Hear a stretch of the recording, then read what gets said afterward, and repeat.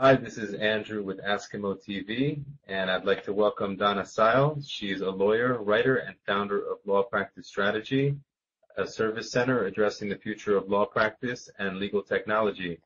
Donna, it's a pleasure to have you with us. Thanks for being here. Hi, Andrew. Thank you for having me. Donna, I want to talk about law practice strategy. What services are essential regarding technology integration for a virtual law office? What is essential to know is to, I guess the most essential thing is to really plan, first of all, what it is, what kinds of technology you want to use in order to create the kind of functionality in your law practice. And that can vary widely. And also, there are so many different kinds of cloud products that lawyers have access to that are created specifically for lawyers, that putting all the pieces together of what you want to create in your practice, or how you want to design the workflow of your practice, is something that really needs to be thought through before you decide to contract with a cloud vendor. For instance, there are several, actually, I would say probably more than that, but there's about 12 or 13 really good law practice management platforms that you can engage with. And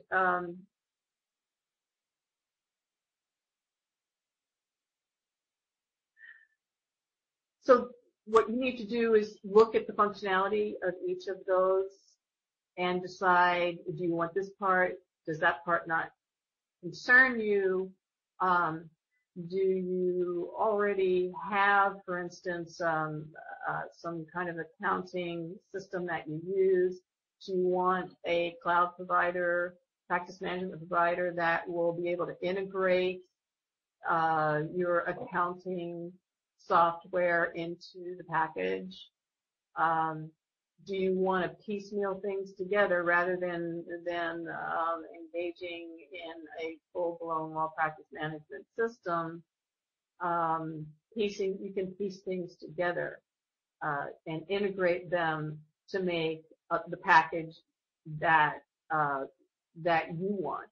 It's a kind of a customization. We customize the platform. And so talking about those things, and then it takes a really long time to do enough research to be able to decide which one of these vendors, or how many of these vendors you want to engage with. And so that's pretty much where consultants, legal technology consultants, come in and help the lawyer put that package together for themselves. And then also, they can then do the proper due diligence if the lawyer doesn't want to do that. Things of those sorts. Implement the technology and the setups if they just don't have the time to handle that themselves. How do cloud vendors differ with ethical obligations, and what should a lawyer look out for when choosing the right vendor? The biggest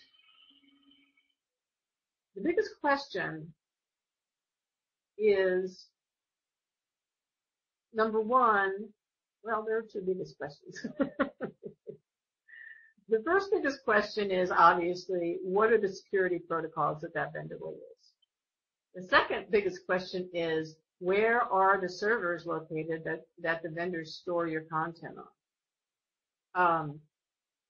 And so, for instance, there's this kind of ongoing battle about Google, because lots of people like Google, lots of lawyers use Google products,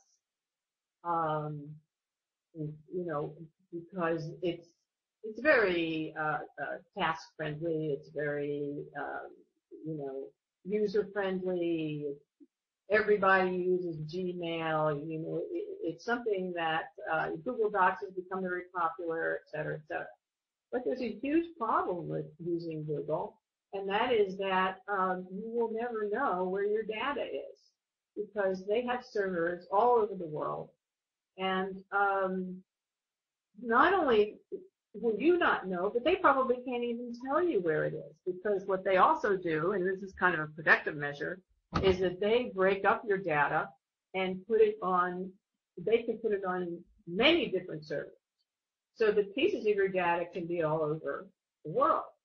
And what happens is then, suppose you have a subpoena and you have to produce these documents, and the jurisdiction where the document may be, or pieces of the document may be, may not work well with subpoenas from the United States. They may refuse to turn it over. So there's a whole jurisdictional issue that comes up. And then obviously the security protocols, not just technological security, but also physical security of the premises where the servers are actually housed, are both areas where the vendor needs to meet basically bank grade standards. And there's certain types of encryption, there's certain levels of security measures that they can take that really, again, should be bank grade. It should be considered, it's like the financial institutions have to comply with these standards. The healthcare profession has to comply with these standards, and legal profession should be complying with those standards as well, the security standards that the cloud vendors will provide to protect their information. How important are visual and audio applications to the site? They're becoming more important because two things are happening. One is that there's so much information that people are really now adopting a visual format to obtain their information. And so in order to capture people's attention, in order to serve their needs as well too, but also to provide them with information that they can absorb quickly, visualize aspects of it, and also, audio is becoming more important. People want answers right away. They don't want to read through pages of text, et cetera, et cetera. So they want their question answered quickly. So if you see like these legal networks provide question and answer formats where questions are answered rather promptly. There's all kinds of other sites, network sites, and Google Spaces, and question and answer platforms, et cetera, that provide the audio and visual aspects of it. And lawyers, really more and more should be pulling that kind of media into their own website, and also for marketing purposes, definitely for marketing purposes. So it's a challenge, because as lawyers we are wordsmiths, and For instance, when Pinterest first came out, my reaction was, "You need Pinterest." Well, lo and behold, it's one of those popular, networking sites that there is, because people get things in pictures and you can absorb the information quickly. So just like we now have politicians going on late night TV talk shows, we have lawyers who need to engage in these kind of seemingly fanciful media types that are now becoming more essential. Great. Donna, I want to thank you very much for interviewing with Askimo TV and talking to us about law practice strategy. Thank you very much.